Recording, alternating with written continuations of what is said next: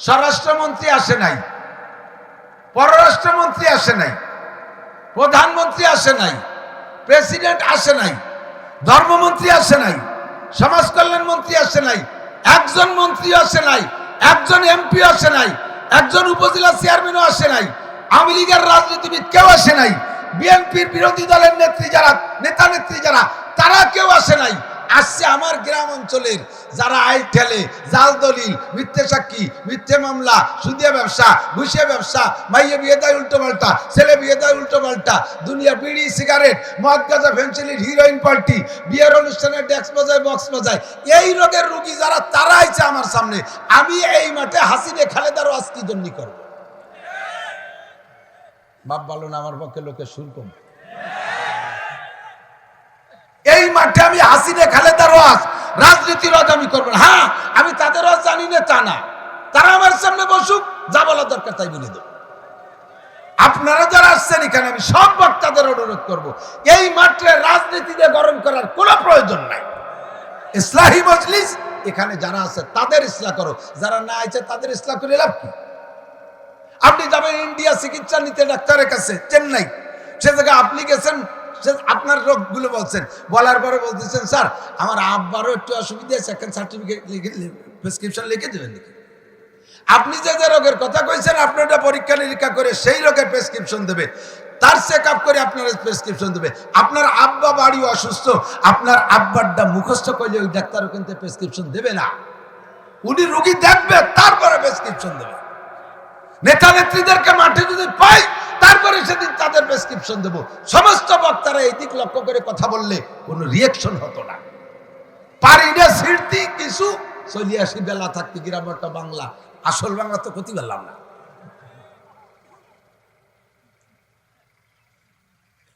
আল্লাহ হেফাজত করেন, বলেন আমিন। আমি তিনটে মজমুনের আয়াত সামনে রেখে আয়াত পড়ছি, তিনটা হাদিসও তার সাথে রেখে তিনটে পড়ছি। এর এক একটা আয়াত আর এক একটা হাদিসের আলোচনা ওলামায়ে হক্কানি বড়রা ঘন্টার পর ঘন্টা করতে পারে। আমি ছোট মানুষ পারবো না বেশি, এই জন্য কুটি কুটি এরিয়া অল্পর মধ্যে সেরে দেবো, 4:45-এর ভিতরে শেষ হয়ে যাবে ইনশাআল্লাহ। আল্লাহ পাক রব্বুল আলামিন আমাদেরকে ডাক দিচ্ছেন বড় মায়ার সাথে। কথা কি মনে আছে কি কইছি? ভালো করে মনে রাখবেন, এখানে আজকের ইসলাহি আলোচনাই হবে। আমার কি দরকার, আমার রোগ কোন জায়গায়, সেই জায়গায় চিকিৎসা দিতে হবে। ওলামায়ে কেরাম তাই দেবে। আর আমার চিকিৎসা করলে আমি চিকিৎসা নেব তো ইনশাআল্লাহ।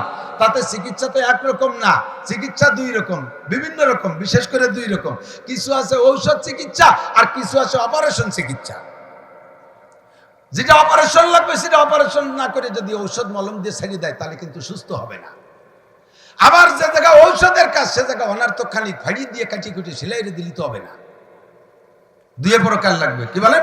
শেখ সাদি রহমাতুল্লাহ আলাইহি বলেন, দরস্তি অনরমি বাহামদার বেয়াস, দরস্তি অনরমি বাহামদার বেয়াস, চুফা সে দেখে জর্রা আমার হামনেয়াস। শক্ত লাগবে, নরমও লাগবে, দুয়ে প্রকার লাগবে। ডাক্তারি চিকিৎসার মতো ওয়াজের চিকিৎসা, কখনো অপারেশন লাগবে, কখনো মলম লাগবে, কখনো মিষ্টি ওষুধ লাগবে, কখনো তিতে ওষুধ লাগবে, কখনো ইনজেকশন লাগবে। যেখানে যেটা লাগবে সেখানে সেইটা। তবে মিষ্টি ওষুধ দিলে কের বিরক্ত লাগে না, খাইতে ভালো লাগে, নিয়ে চলে যায়। অপারেশন যদি শুরু হয় সেই সময় ক্যাটর মেটর করে, অপারেশন হইলে তো ব্যথা লাগেই, চিল্লে পাল্লা করে। ওয়াজের ভিতরে যারা চিল্লে পাল্লা করবে, হইহুল্লা করবে, বক্তার কথার সাথে যারা প্রতিবাদ জানাবে, বোঝা যাবে যে বক্তা যেই জায়গায় চিকিৎসা করতেছে ওই জায়গার মারাত্মক রোগ উনার আছে, উনার মনে হয় অপারেশন হচ্ছে বলে ব্যথা করতেছে, এই জন্য চিল্লে পাল্লা করতেছে। আপনি ধরা পড়ে যাবেন চিল্লে পাল্লা করার সাথে সাথে যে ওই রোগের রোগী আপনি, ঠিক না? এই রোগের রোগী এত মানুষের মধ্যে আপনি, চাইতে আপনি চিল্লে উঠছেন, আপনার অপারেশন হচ্ছে, ব্যথা করতেছে। চুপ করে মেনে নিলে বোঝা যাবে দোস্ত আপনার ভিতরে মানার যোগ্যতা আছে। আল্লাহ পাক রব্বুল আলামিন বড় মায়ার সাথে, বড় মহব্বতের সাথে, বড় ভালোবাসার সাথে একটা ডাক দিয়ে বলেন, ইয়া আইয়ুহাল্লাযীনা আমানু, হে আমার যুব সমাজ লক্ষ্য কর, প্রাণপ্রিয় ফরিদপুরবাসী লক্ষ্য করো। আমার বাড়িও যদি ভিন্ন জেলা গোপালগঞ্জ, এখনো বিদেশে যা পরিচয় দেওয়া লাগে ফরিদপুরি কইয়া। মোহাব্বতের সাথে শোনো, কান লাগাইয়া শোনো, অন্তর দিয়ে শোনো, বিশ্বাসের নিয়তে শোনো। ডাক দিয়েছেন কে? একটু জোরে বলেন কে? দুপুরে খান নাই বলে কি সাউন্ড কমে গেছে নাকি? রাত 3টার সময় যখন ব্রাজিল ঠকে যায় সে সময় কি বেগে চিল্লাইছেন? রাত 1টার সময় 3টার সময় যখন আর্জেন্টিনা জিতে যায় সে সময় সিঙ্গার ফুক ঠায় যেন ইসরাফিল আলাইহিস সালাম ফু শুরু হয়েছে। এদিকে সিঙ্গে ভয় নাকি বাসি আছে? এদিকে বাসি আছে। এদিকে মনে করে খালি মোবাইলে বাসি ভাবছি। সারা বাংলাদেশে বাঁশি বাজাও রাত 3টার সময়। ঘুমন্ত মানুষের ঘুম ভেঙে যায়, কবরের মানুষ সজাগ হয়ে যায়, রোগীরাও আরো রোগ বাইরে যায়, অসুস্থ মানুষ রোগী হয়ে যায়। অতর্কিত ওই সিংহের ফুসুরে মনে করে যেন কিয়ামত শুরু হয়ে গেল নাকি। ওই সময় স্লোগান দাও কিভাবে? ব্রাজিল আর আর্জেন্টিনা কি তোমার বাপের ভাই চাচা নাকি? তোমার মার ভাই, তোমার মার ভাই মামু নাকি? তোমার কি হয় তোমার কোন কুটুম যে তার জন্য রাত 3টার সময় চিল্লাইতে পারবা আর এ জায়গায় ইসলামের জন্য স্লোগান দিতে পারবা না? আল্লাহ পাক রব্বুল আলামিন ডাক দিয়ে কয়, হে আমার অন্ধ জগতের অটল বিশ্বাসী, ডাক দিয়েছেন কে? আল্লাহ। আরো জোরে নারায়ে তাকবীর। আমার আল্লাহ বলেন, তোরা অন্ধ জগতের অটল বিশ্বাসী, এই জগতে যাইকে আমি আল্লাহরে দেখিস নাই, জান্নাত দেখিস নাই, জাহান্নাম দেখিস নাই, বিশ্বাস করিস? ফুলসিরাত দেখিস নাই, বিশ্বাস করিস? ফেরেশতা দেখিস নাই, বিশ্বাস করিস? মিজান দেখো নাই, বিশ্বাস করো? হুর দেখো নাই, বিশ্বাস করো? গেলমান দেখো নাই, বিশ্বাস করো? বিশ্বাস করেন কি করেন না? আমরা অন্ধ জগতের অটল বিশ্বাসী। এটা বড় মায়ার ভালোবাসার ডাক দিয়ে আল্লাহ বলেন, একটা কথা মনে রাখবি, লা তাত্তাখিযু আদুব্বি ওয়া আদুওয়াকুম আউলিয়া। যাহা কিছু করো না কেন, আমার শত্রু আর তোমাদের শত্রু, এর সাথে কোনোদিন পীড়িত করবা না, ওর সাথে প্রেম করবা না, ওর সাথে বন্ধুত্বতা করবা না, ওদেরকে ভালোবাসবা না। লা তাত্তাখিযু আদুব্বি ওয়া আদুওয়াকুম, আমার শত্রু আর তোমাদের শত্রুকে চিনিয়ে নেবা ভালো কইরা, তাদের সাথে প্রেম করবা না। নবী পাক বলেন, তাদের সাথে প্রেম করলে লস কি? আল্লাহর নবী বলেন, আলমার উমা মান আহাব্বা, দুনিয়ায় যার সাথে যার ভালোবাসা আছে, দুনিয়ার ভালো মন্দ তার থেকে তার হাসিল হয়। কিয়ামতের ময়দানও তেমনই হবে। দুনিয়ায় যার সাথে যার মোহাব্বত, আখিরাতে তার সাথে তার হবে কিয়ামত। যার সাথে যার মোহাব্বত তার সাথে তার কিয়ামত। কাজে আল্লাহ পাক বলেন, লা তাত্তাখিযু আদুব্বি ওয়া আদুওয়াকুম আউলিয়া, আমার শত্রু তোমাদের শত্রুরে বন্ধু বানাইবা না। জানতে চাইলাম, আল্লাহ তোমার শত্রুকে আর আমাদের শত্রুকে? আল্লাহ ডাইরেক্ট নাম ধরে দুইটা জাতির নাম বলে দিয়েছেন। দুনিয়ায় তো শত্রুর অভাব নাই, আল্লাহ দুইটা শত্রুর নাম উল্লেখ করেছেন। আল্লাহ বলেন, লা তাত্তাখিযুল ইয়াহুদা ওয়ান নাসারা আউলিয়া, লা তাত্তাখিযুল ইয়াহুদা ওয়ান নাসারা আউলিয়া। আমার শত্রু তোদের শত্রুর সাথে বন্ধুত্বতা করবি না। শত্রু চিনিস না, আমি নাম বলে দিলাম। শত্রুদের ভিতরে 1 নম্বর শত্রু হলো ইহুদ, 2 নম্বর শত্রু হলো নাসারা। ইহুদার নাসারারে বন্ধু বানাবি না।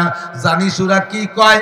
এই জানিস মুসলমান ওরা ইহুদ নাসারারা কি কয়? আল্লাহ বলতেছেন, জানিস ওরা কি কয়? ক্বালাতিল ইহুদু উযাইরুন ইবনুল্লাহ, ইহুদিরা কয় উযায়ের বলে আমার ছেলে, উযায়েরের মা আমার স্ত্রী। মানুষের মতো আমি তাকে স্ত্রী হিসেবে ব্যবহার কইরা গর্ভধারণ করাইয়া সেই গর্ভের সন্তানের নাম হলো উযায়ের। আমার সম্পর্কে এমন একটা কটূক্তি করে, এত বড় ন্যাক্কারজনক ভাষা ব্যবহার করে, এত বড় খারাপ ভাষা ব্যবহার করে। আমাকে তারা গালি দিয়েছে, এই শব্দের ভিতরে এটা আমাকে গালি দেওয়া, আমাকে গালি দিয়েছে। এরা কি তোমাদের বন্ধু হইতে পারে? লা তাত্তাখিযুল ইয়াহুদা, এই ইহুদিরা কয় উযায়ের আলাইহিস সালাম আল্লাহর ছেলে।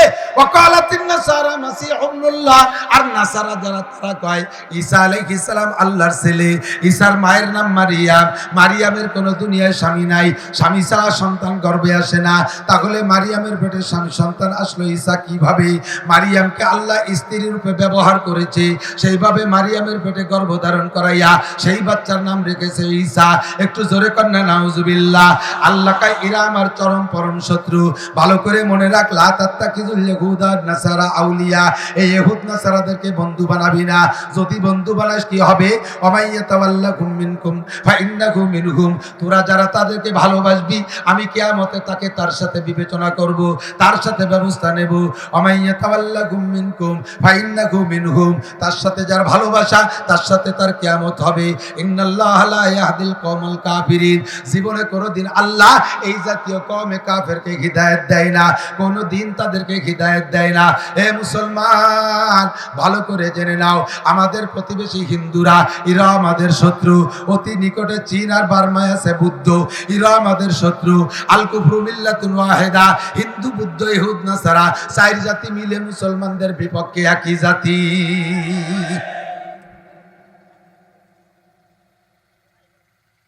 জিন্দেগিতে শুনলাম না বুদ্ধ আর হিন্দুরা মারামারি করলো, কোনদিন শুনলাম না ইহুদ আর নাসারারা মারামারি করে। অথচ পূর্বেকার ইহুদ নাসারাদের বক্তব্য কি জানেন? কুরআন শরীফে আয়াত আছে, ক্বালাতিন নাসারা ক্বালাতিল ইয়াহুদু লাইসাতিন নাসারা আলা শাই। নাসারারা কয় ইহুদিরা কোনো জাতি না, ও কোনো মুনিশির জাতি না।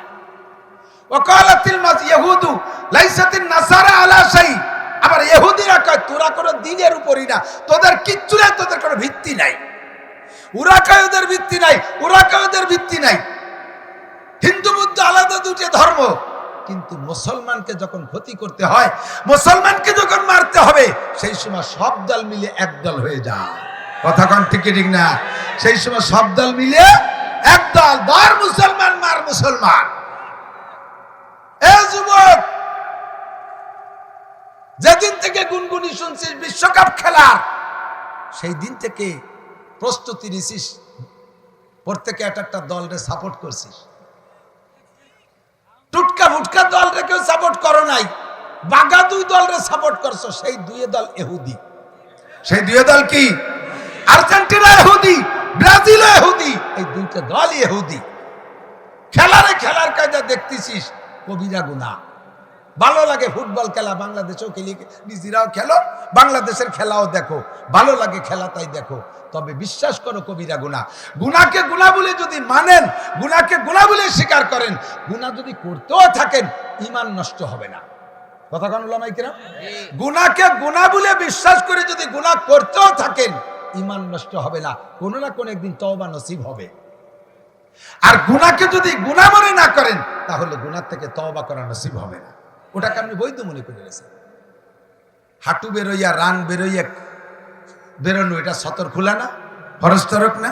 ফরজ তরক নিজে করলেও কবিরা গুনাহ, আর একজনের ফরজ তরক দেখলেও কবিরা গুনাহ। 22 জন প্লেয়ার খেলে, আর ওর ভিতরে যারা রেফারিগিরি করে, এরা তো সবাই যুব্য গাইতে খেলে। হ্যাঁ, যে পাগড়ি না সবার মাথায়? আরে হয়, খেয়াল করেন না। ওরা কি হাফ প্যান্ট পরা, রান বেরোনো, কাতলা বেরোইয়া 22 জন লাফাই বেলায়, গ্যালারিতে মেয়েরা, বিদেশি মেয়েরা অর্ধ উলাঙ্গিনী বসে রয়েছে। তারা বসে বসে কত রং তামাশা করতেছে, আর তুমি বৈশা দেখো, দেখতেছো, দেখার মজা লাগে, দেখতেছো। কবিরা গুনাহ বলে স্বীকার করে দেখো, তাহলে আল্লাহ তাআলা তোমার তওবা নসিব করবে, তুমি তওবা করে ফেলো। আর যদি তুমি দল সাপোর্ট করো, তাহলে কিন্তু খবর আছে। আল্লাহ নবী বলেন, আলমার উমা মান আহাব্বা, যার সাথে যার মোহাব্বত, তার সাথে তার কিয়ামত।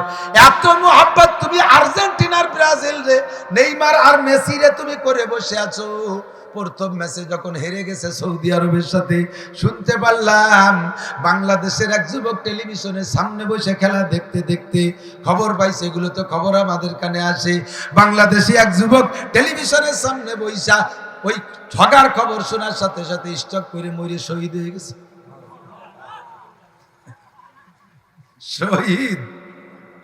ওর সাথে তো আমরা কবরে যাই নাই, কবরে তো কোনো টেলিফোন মোবাইল নাই, তাহলে একটু খবর পাইতাম ওর সাথে কি আচরণ চলতেছে।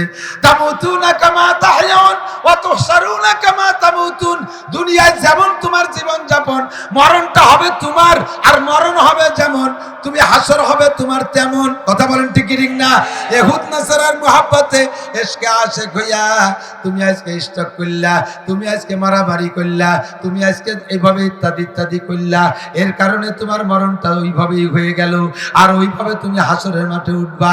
ও বন্ধু রে, যে ইহুদ নাসারার মহব্বতে দল সাপোর্ট কইরা জাগা জমি বেচা বাড়ি থেকে শ্বশুর বাড়ি পর্যন্ত পতাকা টানাইতেছো, লম্বা পতাকা বানাইতেছো, হাজার হাজার টাকা খরচ কইরা।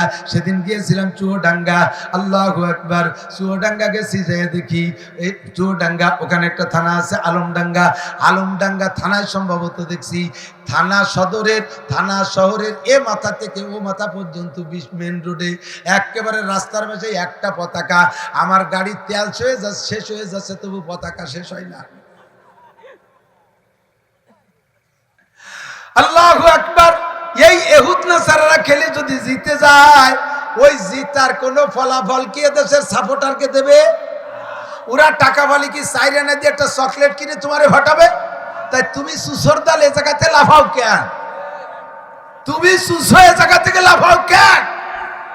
খুদার গজব আসতেছে, খুদার গজব আসতেছে, কথা বলেন ঠিক ঠিক না? আল্লাহর গজব ধেয়ে আসতেছে। নবী পাক বলেন, আমি এই ইহুদ নাসারাকে এত ঘৃণা করি, দুনিয়ার সবচাইতে বড় আমার এবং আল্লাহর শত্রু হলো ইহুদ নাসারা। আল্লাহ যদি আমার আর একটা বছর দুনিয়ায় বাঁচায় রাখে, লা উখরিজান্নাল ইহুদ আন নাসারা মিন জাজিরাতিল আরব, আমি এই আরব দ্বীপের ভিতরে একটা ইহুদ নাসারাকে থাকতে দেব না, এদেরকে বের করেই ছাড়বো। নবী পাক তার আগেই দুনিয়া থেকে ইন্তেকাল করে চলে গেছেন, সম্পূর্ণ বের করে পারেন নাই, তার আগেই নবী ইন্তেকাল করে গেছেন। হযরত ওমর ইবনে খাত্তাব রাদিয়াল্লাহু তাআলা আনহুর জামানায় এসে এই জাজিরাতুল আরব থেকে, আরব দ্বীপ থেকে ইহুদ নাসারাদেরকে বের করে দিয়েছে, একেবারে পরিষ্কার করে দিয়েছে। একটা জাত, একটা ফর্দে বাসার ইহুদ নাসারা ছিল না। পরবর্তীতে ধীরে ধীরে ধীরে ধীরে খিলাফতের কাল চলে যাওয়ার পরে আস্তে আস্তে আস্তে আস্তে আস্তে সব আবার সেই জায়গা ঢুকে গেছে।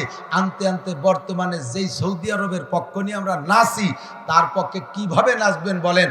যে আমেরিকার প্রেসিডেন্ট ডোনাল্ড ট্রাম্প, এই ডোনাল্ড ট্রাম্পকে সৌদির বাচ্চা যুবরাজ মোহাম্মদ বিন সালমান, এর মাও ইহুদি, ওর বাপ সালমান বিয়ে করছে ইহুদির মাইয়া, সেই পেটের ছেলে মোহাম্মদ, এর নামই রাখছে শুধু মোহাম্মদ। আর জুব্বা পরে খালি সৌদি আরবের জুব্বা, আর আবা পরে আর পাগড়ি মাথায় দুল করে টায়ার পেঁচায়, ওর ভিতরে সম্পূর্ণ ইহুদি রক্তে ভরা।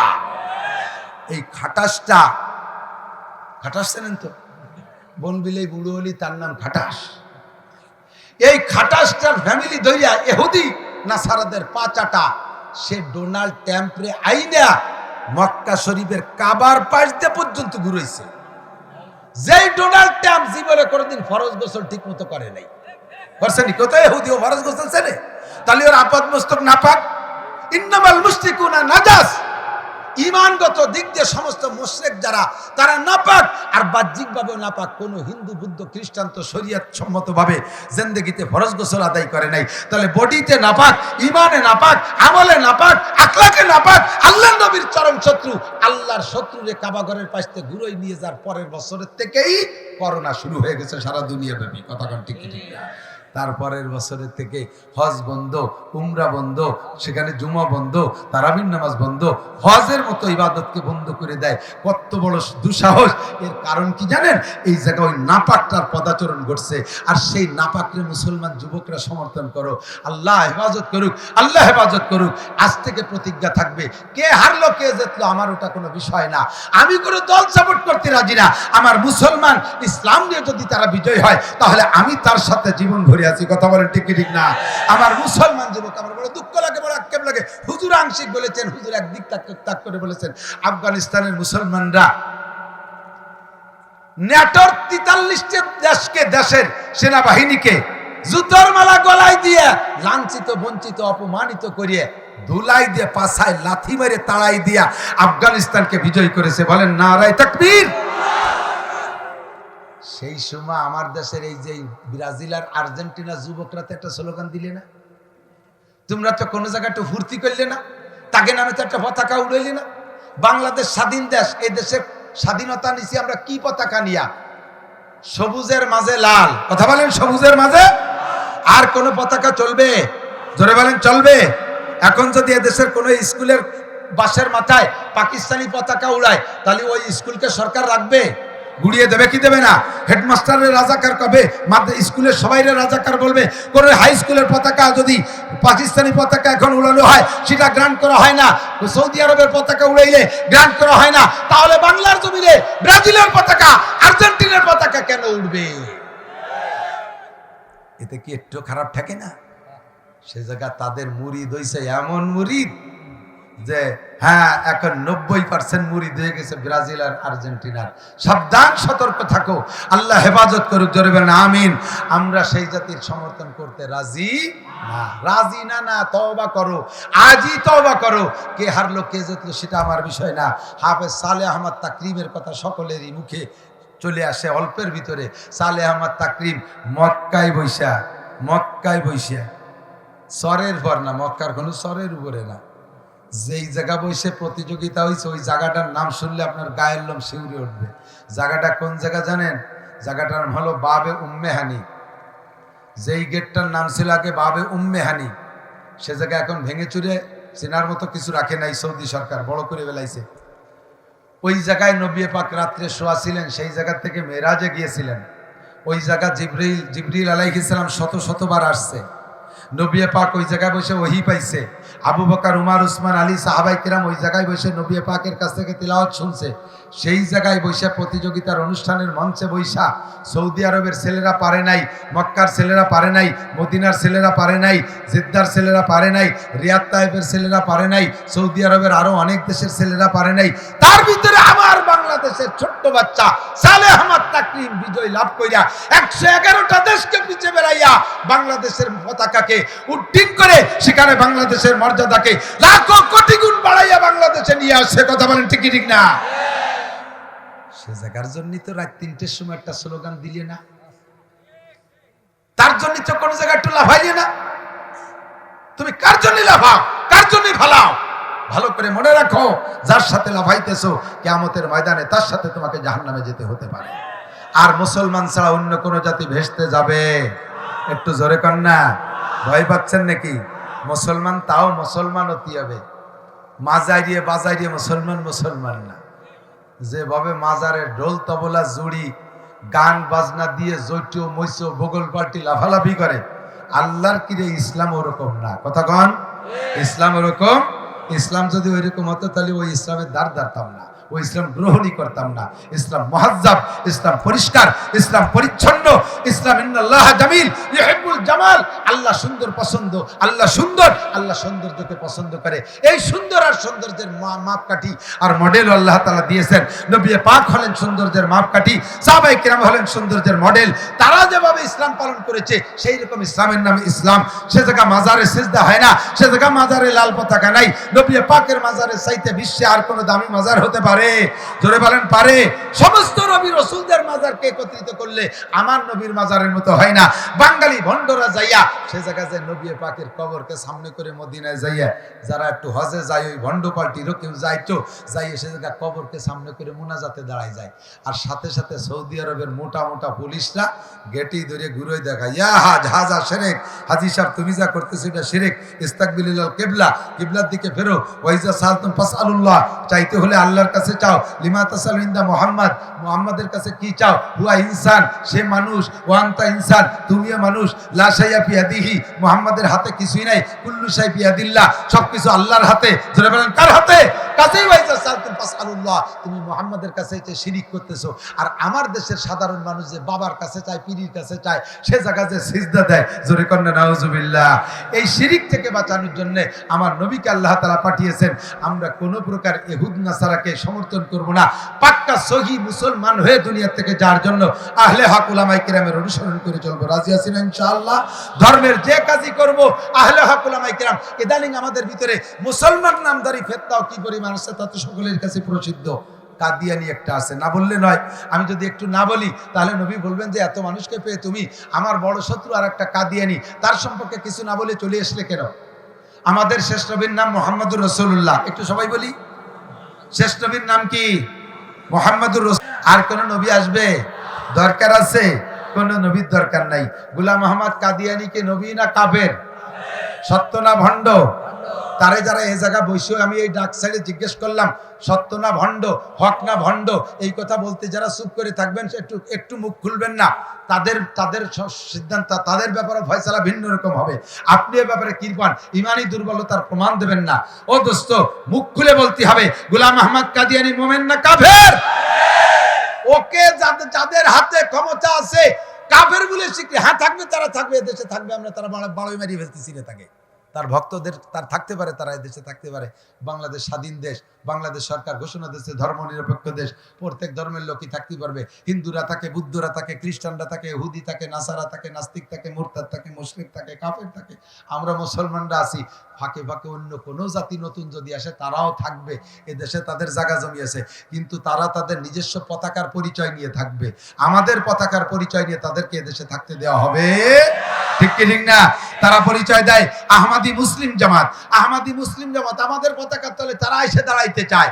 সরকারের কাছে অনুরোধ করব, যদি বাংলাদেশকে দুর্ভিক্ষ মুক্ত করতে চান, বাংলাদেশকে যদি ডিজিটাল করতে চান, শান্তির বাংলাদেশ করতে চান, আর আন্দোলন মুক্ত বাংলাদেশ করতে চান, তাহলে যে কয়টা পদক্ষেপ নিয়ে আমরা অনুরোধ করব, তার ভিতরে এক নম্বরে গোলাম আহমদ কাদিয়ানীর গোষ্ঠীর কাফের বলে ঘোষণা দিতে হবে, ঠিক কি ঠিক না? গোলাম আহমদ কাদিয়ানীর গোষ্ঠী মোমেন না কাফের? তাদেরকে কাফের ঘোষণা দেওয়ার দায়িত্ব যাদের, তারাও যদি কারো দ্বিধাদ্বন্দ্বের ভিতরে থাকে, তারাও যদি দ্বিধাবোধ করে আর কেমন কেমন করে, তাহলে আল্লাহ তাআলা তাদেরকে প্রমাণ করে নেবে যে তোমাদের ইমানের মধ্যে দুর্বলতা আছে, তোমরাও সেই দলের অনুসারী। থাক তারা দেশে, কিন্তু কাফের নামের পতাকা নিয়ে থাকবে, আহমদি মুসলিম জামাত পতাকা নিয়ে থাকতে পারবে না। 2 নম্বর আরেকটা ফিতনা আছে, আমার যুবক ভাইরা খেয়াল রাখবে। আমার বুড়ো বাবাদের কাছে আসে না, কারণ বুড়োদের একটা স্বভাব ভালো আছে, আমি সব জায়গায় বলে থাকি, বুড়োরা বুড়ো হয়েছে যা করতে করতে ওই অবস্থায় মরতে চায়। বুড়োরা কোনো নিউ কোনো কিছু নিতে চায় না। বুড়োরা দিন বদলে বিশ্বাসী না, কয় না আগেও যা করেছি, এখনো আগেও মিলাদ পড়ছি, এখনো পড়বো, আগেও মরা মানুষের বাড়ি খাতাম, এখনো খাবো, এই বই কইয়ে গাই ধরে পড়ে থাকে। এই একটা গুণগুলোকে আছে, তাই বলে আর সব জায়গা আবার ওটা ভালো না। বেদাতরে একদিন চিনতেন না, আমরা চিনেই দিছি বেদাত। চিনার পরে বেদাত তো ছাড়া যাবে, কথা বলেন? চিনার পরে বেদাত ছাড়া যাবে না, চিনার পরে বেদাত ছাড়বেন, বাকি সুন্নত যেটার পর আছেন ওইটার পর আপনি অটল অবিচল থাকবেন। কিন্তু যুবকরা দিন বদলে বিশ্বাসী, ওরা ডেলি নতুনত্ব পছন্দ করে। এতদিন এক কায়দায় ধর্ম পালন করে এসছে, এখন আইছে আরেক বদমায়েশ, নাম তার আবিষ্কারকের নাম হলো বায়েজিদ খান পন্নী। তার তলে নাই কিছু, তলা হয়ে গেছে সন্নি। সে শয়তান মরছে, তার একটা খলিফা রেখে গেছে, নাম তার সেলিম, হযরত সেলিম, পীরে কামেল সেলিম, মিস্টার ইবলিসের খালাতো ভাই সেলিম। কতক্ষণ বদমাশ, টুপি নাই মাথায়, ইমামতি করে, নামাজ পড়ে, পিছনে মুসল্লি নারী পুরুষ সব কাতার দিয়ে দাঁড়ানো। একটা মহিলা একটা পুরুষ, একটা মহিলা একটা পুরুষ, নামাজের ভিতরে একটা আনন্দ ফুর্তি আছে, এভাবে টিপ মারে, কুনি মারে, খুসা মারে, নামাজ ফুর্তি তালে আছে। নামাজের গতি এত ভাস্কিলার গতি যে পুরো নামাজের সব জায়গায় মুসল্লি ছড়াই গেছে। ইমাম সাহেব সিজদায়, মুসল্লি একটা রুকুতি, একটা দাঁড়ানো, একটা শোয়া, একটা বসা, একটা আতাতুই, একটা রুকুতি, মানে ইমামের সাথে দৌড়াই পারতেছে না। সারা নামাজ পড়ে মুসল্লি ছড়াই গেছে। এই গ্রুপের বর্তমান নেতৃত্ব দিচ্ছে, নাম তার সেলিম, দলের নাম হিজবুত তৌহিদ। পাবলিক বাংলা নাম, এই নামটা শুনলে মনে করবে যে তৌহিদ তো ভালো কথা, আর হিজবুন আরবি শব্দ মনে একটা সঠিক দল। এসে আপনার কাছে এত সুন্দরভাবে বলবে, প্রাথমিকভাবে আপনি বুঝতে পারবেন না এটা ভণ্ড দল। কাজেই দোস্ত, আপনাদেরকে জানাই দেই যুবকরা, এই হিজবুত তৌহিদ আর কাদিয়ানীরা তোমাদের কাছে এসে যদি কোনো বই দেয়, তাহলে তোমরা ওই বই পড়বা না, ওই বই বিতরণ করবা না। তোমাদের কাছে এসে দাওয়াত দিলে তোমরা দাওয়াত গ্রহণ করবা না। যদি করে হিজবুত তৌহিদ আর কাদিয়ানী কেউ এসে তোমার কাছে পরিচয় দেয়, তাহলে তুমি কি তাকে উপযুক্ত শিক্ষা দিয়ে ছেড়ে দিতে পারবা না? উপযুক্ত শিক্ষা দিয়ে ছেড়ে দিতে পারবা কি পারবা না? রাজি কারা আছেন? নারায়ে তাকবীর। আল কোরআনের আলো, আল হাদিসের আলো, কাদিয়ানীর চেলারা, হিজবুত তাওহীদের চেলারা, নারায়ে তাকবীর। আল্লাহ কবুল করেন, বলেন আমিন। যুবকরা, মর্দে মুজাহিদ, উলাইকা হিজবুল্লাহ, তোমরা আল্লাহর সৈনিক, রেডি হয়ে যাও। এখন যে কোনো মুহূর্তের কোন দলের সাথে জিহাদের ডাক আসলে আমরা ঝাঁপিয়ে পড়বো। রাজি আছি না ইনশাআল্লাহ? আল্লাহ পাক আমাদের কবুল করেন, বলেন আমিন। এই ফিতনার জামানায় ইমানকে ঠিক রাখা বড় কঠিন। আমরা ইহুদ নাসারাকে কমপক্ষে সমর্থন করব না। রাজি আছি তো? আল্লাহ কবুল করুক, বলেন আমিন। এবার 2 নম্বর আয়াত যেটা পড়েছি, শর্টে শর্টে কথা সেরে যাই, আসর হয়ে যাবে আবার, আর মাত্র 15 মিনিট পরে আসরে আজান হবে, তাহলে কি বা করবো, মুসল্লি আসতে দেরি হয়ে যাওয়ার কারণে কথা স্লো হয়ে গেছে। 2 নম্বরটা হলো, আমাদের কাছে একটা সুসংবাদ আসছে, পাইছেন নাকি আপনারা? পাইছেন জানেন না, সুসংবাদটা কইলে বুঝবেন যে পাইছি। আগামী বছর বাংলাদেশ সহ সারা পৃথিবীতে দুর্ভিক্ষ আসবে। শুনছেন নাকি সুসংবাদ? এই সুসংবাদ দাতা যারা দেশে তারা, তাকে পাই না সামনে, এই জন্য সেভাবে বলতেছি না। বাকি মিডিয়ার মাধ্যমে তাদের কাছে আমরা ওয়াজটা পৌঁছে দিতে চাই। আগামী বছর সুভিক্ষ না দুর্ভিক্ষ কি আসবে, এটা কি কোনো মানুষের বলার ক্ষমতা আছে? ওমা তাদরি নাফসুম মাজা তাকসিবু গাদা। আল্লাহকে জ্ঞান বিজ্ঞান অর্জন করে আকাশে গেছো, মধ্যাকর্ষণে স্টেশন বানাইছো, চাঁদের দেশে জমি কিনা বেচা করতেছো, মঙ্গল গ্রহ যাইয়ে বরাদ্দ দিচ্ছো, আরো অনেক কিছু করতেছো, করতে পারবা। এইগুলো করতে পারছো বলে মনে করছো সমস্ত এলেম আর জ্ঞান আর ক্ষমতা তোমাদের হাতে। একটুক জেনে নাও, মা উতীতু মিনাল ইলমি ইল্লা কালিল, তোমাদেরকে সামান্য 1 জাররা পরিমাণ জ্ঞান দিছি, বাকি সবটুক আমার কাছে। তোমাদের জ্ঞান দিয়ে ওগুলো অর্জন করতে পারো, তবে 5টা বিষয় জানতে পারবা না। তার ভিতরে তো 4th নম্বর হলো আগামীকাল, একটু পরে, আগামী বছর, আগামীতে কে কি ইনকাম করব, ধনী হব না গরিব হব, দেশে ফসল হবে কি হবে না, খাবার পাবো কি পাবো না, এই খবর দুনিয়ার কেউ কে আল্লাহ তাআলা জানতে দেয় না অ্যাডভান্স। এটা জানে কে? রুজির মালিক কে? রুজি আসে কোন জায়গা থেকে? আসমান থেকে। রুজি মঙ্গল গ্রহের থেকে নাজিল হয় না, রুজি চাঁদের থেকে নাজিল হয় না, রুজি বাংলাদেশ ব্যাংকে হয় না, রুজি বাংলাদেশ সংসদ ভবনে হয় না, রুজি জাতিসংঘের ব্যাংকে হয় না, জাতিসংঘের মহাসচিবের হাতে হয় না, জাতীয় কি বলা হয় বিশ্ব ব্যাংকে রুজির কারখানা নয়। রুজির মালিক আল্লাহ। অবিসমায়ে রিজকুকুম, আসমান থেকে রুজি আসে, আমার আল্লাহ আসমানের মালিক, আসমান থেকে রুজি পাঠাবে। এখনো তোমরা আসমানে যাইতে পারো নাই বিধায় রুজির অ্যাডভান্স খবর তোমরা বলতে পারবা না। যদি তোমরা বলো তাহলে এটা শিরকি কবিরা গুনাহ হবে।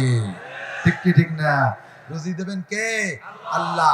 ওমা তাদরি নাফসুম মাজা তাকসিবু গাদা। আমরা মাঝে মাঝে বক্তারা রাতের বেলা একটু বক্তা সম্মেলন হয় আমাদের, বিভিন্ন এলাকায় ওয়াজ করি, সবারই তো জানা আছে 12টা 1টার দিক সবার টিপ শেষ। ওই ওয়াজ শেষ করিয়া পরে ফোনে ফোনে যোগাযোগ করি কেডা কোন জায়গা আছে। তো মাঝে মাঝে যোগাযোগ করিয়া খবর পাই খুলনার বক্তা যারা, তারা কয় যে আমরা ভাঙ্গা আইছি। আবার আমরা যশোর গেছি, আমরা রওনা দিছি কদ্দুর আইছি। ও বাসালারা বরিশালারা কয় হুজুর আমরা কি হয় মধুখালী আসছি। এভাবে ফোনে যোগাযোগ করে ভাটিপাড়ার মোড়ে আইসি এক জায়গা হই। তো একবার 5 বক্তা এক জায়গা হইছি।